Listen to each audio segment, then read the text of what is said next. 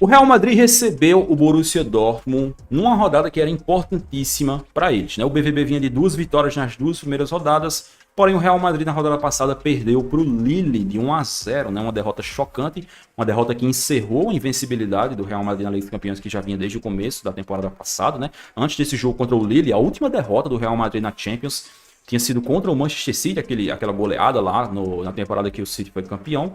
Então era uma invencibilidade bem longa, eles acabaram sendo derrotados pelo Lille na rodada passada, então tinham que mostrar serviço nesse jogo, ainda mais porque é um jogo contra um bom adversário, né? O BVB, que foi quem fez a final da Champions da temporada passada contra o Real Madrid. Esse foi um jogo em que o Ancelotti meio que voltou à base, né? Deixa eu mostrar aqui para vocês a escalação.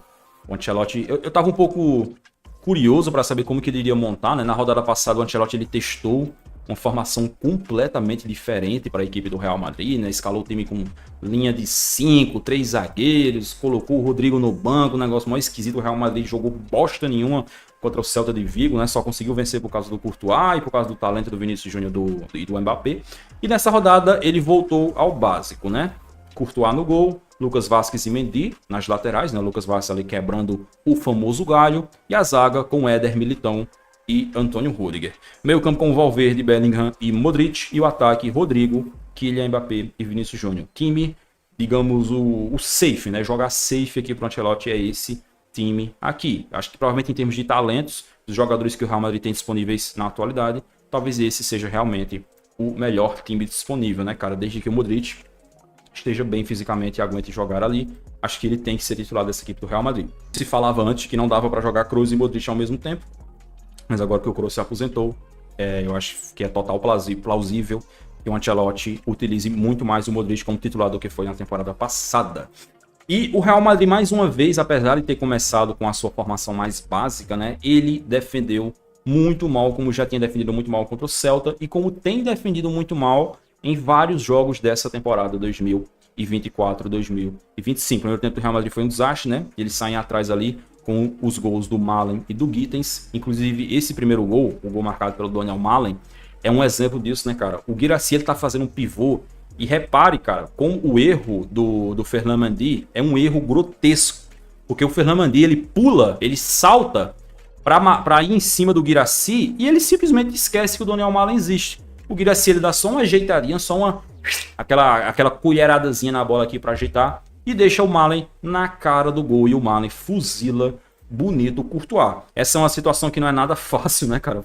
Você sair na cara do Courtois assim deve dar um frio na barriga, mas o Malen conseguiu finalizar muito bem. Pouco tempo depois, o Borussia Dortmund conseguiu ampliar com o Gittens, né, cara? A jogada do Malen pela direita, e se você reparar no replay do lance, preste atenção no posicionamento do Lucas Vázquez, como ele tá completamente perdido no pagode, completamente chunai das ideias. Ele não percebe o Gittens passando nas costas dele com toda liberdade do mundo. O Malen cruzando o segundo pau e o Gittens completa para o gol. 2-0 o Borussia Dortmund. No primeiro tempo o Real Madrid teve até chance de reagir, né? Teve uma jogada em que eles colocam 2 bolas na trave, a primeira do Rodrigo, e no rebote o Bellingham de novo acerta o travessão. Mas fora isso, realmente foi um primeiro tempo bem ruim do Real Madrid, que fazia até algumas pessoas questionarem se o pacto iria aparecer de novo, se o Real Madrid iria conseguir reagir na segunda etapa, né, cara? E o que é que aconteceu na segunda etapa? Além, obviamente, do jogadores do Real Madrid terem voltado com o famoso sangue nos olhos, né? Voltaram com o cão no escuro, especialmente o Vinícius Júnior, né?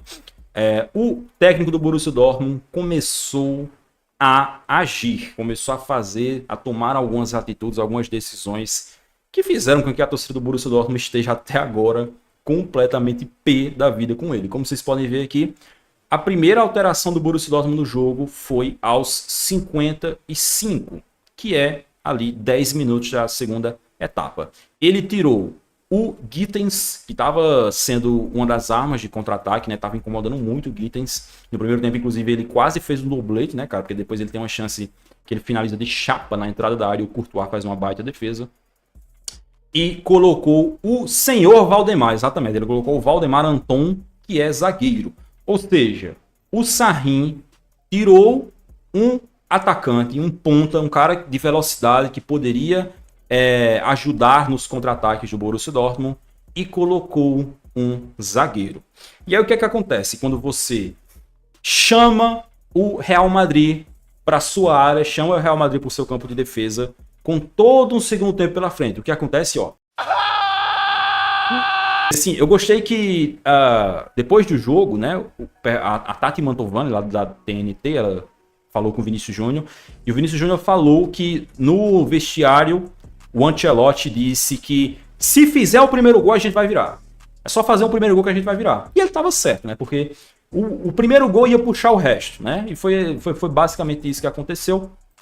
E como vocês podem ver aqui, os dois gols, né, os gols do empate, saem um em cima do outro. Primeiro o gol do Rudiger, que vem uma jogada do Kylian Mbappé, que ele abre ali para a linha de fundo no lado direito, joga para a área e o Rudiger cabeceia de forma certeira. E logo depois o gol do Vinícius Júnior, né?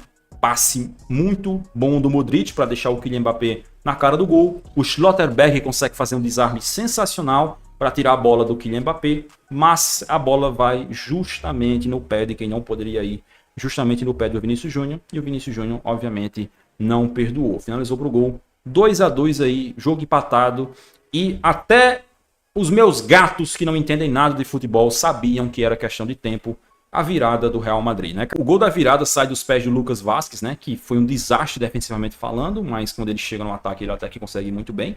O gol que ele faz não é um gol tão simples assim, cara, porque tá com um pouco o ângulo, mas ele consegue pegar muito bem agora, consegue pegar na cara da bola, chute alto, forte ali, para virar o jogo pro Real Madrid. O Lucas Vázquez, cara, ele é um jogador que originalmente ele não é um defensor, né? Ele era um ponta, só que ele meio que se tornou um faz-tudo, ele foi virando meio que um nacho ali para atuar em qualquer posição. Então, ele é muito mal defensivamente porque ele não é um lateral. Ele é um ponta que está sendo jogado ali, improvisado, na lateral. Depois do gol do Lucas Vázquez aí, o Vinícius Júnior completou o seu show, o seu hat-trick com 2 golaços. O segundo gol dele no jogo. Cara, ele arranca do campo de defesa, cara. Impressionante a força física do Vinícius Júnior. O vigor dele, ele arranca do campo de defesa. Corre. Dá até uma canseira só de você ver os jogadores do Borussia Dortmund tentando acompanhar o ritmo.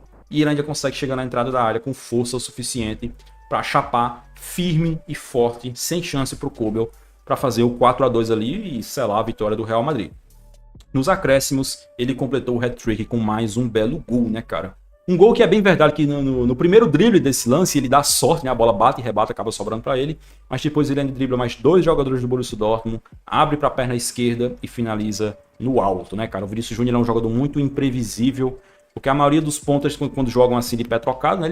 O cara tá na esquerda, ele vai abrir para a perna direita para chutar. O Vini não, ele faz que vai para abrir para a direita, leva para a esquerda e chuta como se estivesse chutando com a direita para concretizar o seu hat-trick. E que hat-trick, cara. Não só pela importância, né? Um jogo que o Real Madrid estava muito mal, o Vinícius Júnior não fez um bom primeiro tempo, voltou para a segunda etapa de forma avassaladora. Um hat-trick que vem justamente na última partida de Champions, antes da cerimônia da Bola de Ouro, né? Então, isso aqui não influencia na Bola de Ouro, porque a votação já está fechada, mas influencia na percepção pública, né, no entendimento, na aceitação pública de que esse cara é genuinamente o melhor jogador do mundo. E para completar aqui o Clash Bundesliga La Liga, a gente teve Barcelona contra Bayern de Munique, cara. Um jogo que tinha tantos fatores interessantes, cara. Uma questão dramática, uma questão meio de cinema, né? Esse reencontro do Barcelona com o Bayern de Munique, o Barcelona que tomou muita porrada do Bayern de Munique nos últimos anos, né? Além daquele 8-2, obviamente, o grande e tradicional 8-2, também teve um encontro ali entre Barcelona e Bayern de Munique na fase de grupos da temporada 2021-22, que foi aquela fase de grupos em que o Barcelona cai na fase de grupos. E naquela fase, o Bayern meteu 3-0 no Barça, cara. Ele faz 3-0 no jogo na Allianz Arena e ele faz 3-0 no jogo no Camp Nou. Então o Barcelona estava muito ferido, estava muito machucado pelos últimos confrontos contra o Bayern de Munique. Tanto que se você pegar o placar agregado, é um esculacho, cara. É palhaçado o placar agregado de Barcelona e Bayern de Munique nesses últimos confrontos. Então era um jogo muito importante para o Barcelona. Um jogo que foi muito condicionado desde o início, né, cara? Porque com questão de 1 minuto de jogo, 53 segundos para ser mais preciso, o Rafinha abriu o placar para o Barcelona, recebendo ali um passe do Fermín López. Esse foi um jogo que foi muito marcado por essa questão de serem dois times que pressionam, dois times que jogam com a linha muito alta, né? E nessa brincadeirinha de jogar com a linha muito alta, nessa brincadeirinha de exagerar um pouco nisso, o Bayern de Munique não deu tempo nem de sentir que ia dar merda, porque com 50 segundos de jogo o Bayern tava com a linha super alta, o Fermín Lopes achou o Rafinha saiu na cara do gol e fez o que todo atacante rápido deve fazer quando sai na cara do gol. Driblou o goleiro. E não é qualquer goleiro, é o Neuer, cara. É o Neuer. Saiu na cara do gol, olhou no olho do Neuer e disse: você vai ficar no chão e eu vou fazer o gol. 1-0 pro Barcelona. O Bayern estava fazendo uma estratégia bem inteligente para tentar se aproveitar dessa linha alta do Barcelona, que é você fazer um balanço, né? Ficar virando o jogo.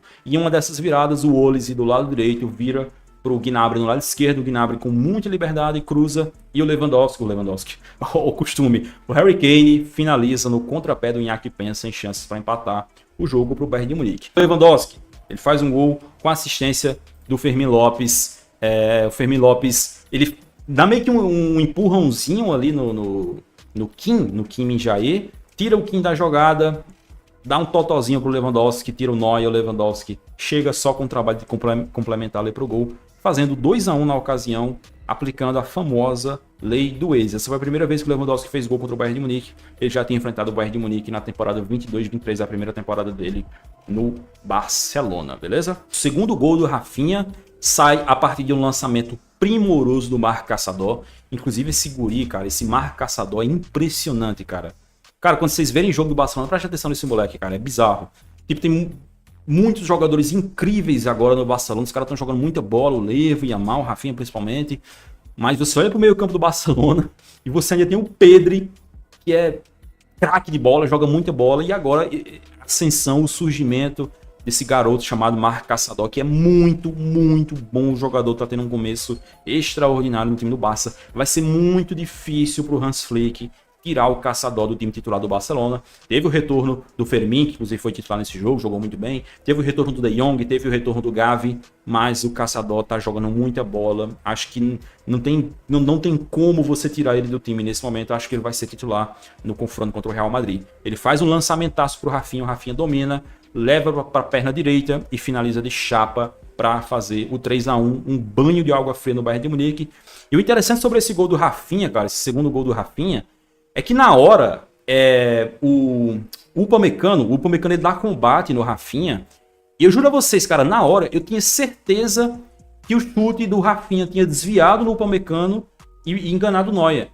Mas não, se você vê um ângulo de trás, o chute do Rafinha passa exatamente no meio das pernas do Upamecano. A bola não desvia nele, é simplesmente uma chapada perfeita do Rafinha, que foi bem no cantinho e o Neuer não conseguiu pegar. O Neuer também não conseguiu pegar o terceiro gol do Rafinha no segundo tempo. Dessa vez foi o Lamine Yamal que fez um lançamentaço. E assim, cara, reparem no lance, o domínio do Rafinha, cara. A calmada que ele dá na bola aqui no peito, ajeita ela, bota na frente, ganha na velocidade e finaliza cruzado para fazer o terceiro gol aí e consolidar o seu hat-trick. É impressionante esse hat-trick do Rafinha por N motivos, por muitos fatores. Você fazer um hat-trick no Bayern de Munique não é nada simples, como vocês podem ver aí na tela a estatística. Apenas 4 jogadores em toda a história da Champions fizeram um hat-trick contra o Bayern de Munique. O Roy Mackay, o Sérgio Agüero, o Cristiano Ronaldo e agora o Rafinha. É um grupo muito seleto de jogadores, então só por isso já seria algo extremamente especial, mas também meio que coroa uma grandíssima temporada do Rafinha, né? Acho que mais ou menos um mês atrás, na minha cabeça, o Lamine Yamal estava sendo o melhor jogador do Barcelona na temporada. Mas eu acho que depois das últimas atuações, cara, o Rafinha passou e está sendo, sem dúvida alguma, o principal jogador do Barça. Tá na frente do Leva, tá na frente do Lamine Yamal e tá sendo talvez o melhor jogador do mundo na temporada, cara. Eu acho que se você for fazer um ranking, power ranking dos melhores jogadores da temporada 2024-25, vai ser muito difícil que o Rafinha não esteja no topo, porque ele tá jogando uma bola simplesmente muito, muito, muito redonda, e esse hat-trick coroa isso. Dito isso, cara, eu quero comentar uma coisa com vocês. Porque assim, eu quero pedir a opinião de vocês para saber se eu não tô exagerando, se eu não tô sendo muito duro. Porque assim, eu tive uma percepção no hat-trick do Rafinha de que os dois últimos gols, o gol de perna direita e o gol na batida cruzada no segundo tempo, Cara, eu pensei assim, cara, se fosse o Neuer, uns 5 anos atrás, ele tinha pegado essas duas bolas. Tipo assim, o Rafinha tem todos os méritos. E eu não tô dizendo que foi falha, que foi frango, não, nada disso. Eu só tô dizendo que eu acho que o Neuer, no seu melhor, ele não tomaria esses gols. Ele não tomaria. Tanto que assim, o segundo gol, cara, a chapada do Rafinha é muito boa, mas a bola não ganha muita velocidade. Tanto que por isso que eu achei que a bola tinha desviado, porque ela não ganha muita velocidade. É uma chapada de perna direita, sabe? O Rafinha é canhoto. Só que aí quando eu vi que a bola não desviou, eu fiquei pensando, caralho, o Neuer não pegou essa bola. E o terceiro gol também. O Rafinha chuta cruzado, de longe, não é um chute de perto, e o Neuer não conseguiu pegar, cara. Tipo, não, como eu disse, não são falhas, não é, o Neuer frangou, não, nada disso. Mas eu tenho a sensação de que se fosse o Neuer normal, o Neuer em grande forma, ele não teria tomado esses gols, cara. Eu acho que ele não teria. O primeiro eu acho que ele teria, porque o Rafinha foi muito bem ali pra driblar ele, deixar ele no chão e chutar pro gol. Mas os outros dois, cara, eu acho que o Neuer, aquele Neuer ali que a gente se acostumou a ver em grandes noites de Champions pelo Bayern, eu acho que não teria tomado. Por exemplo, eu acho que se fosse no Courtois, essas duas bolas não teriam entrado. Eu acho que o Courtois teria pegado as duas.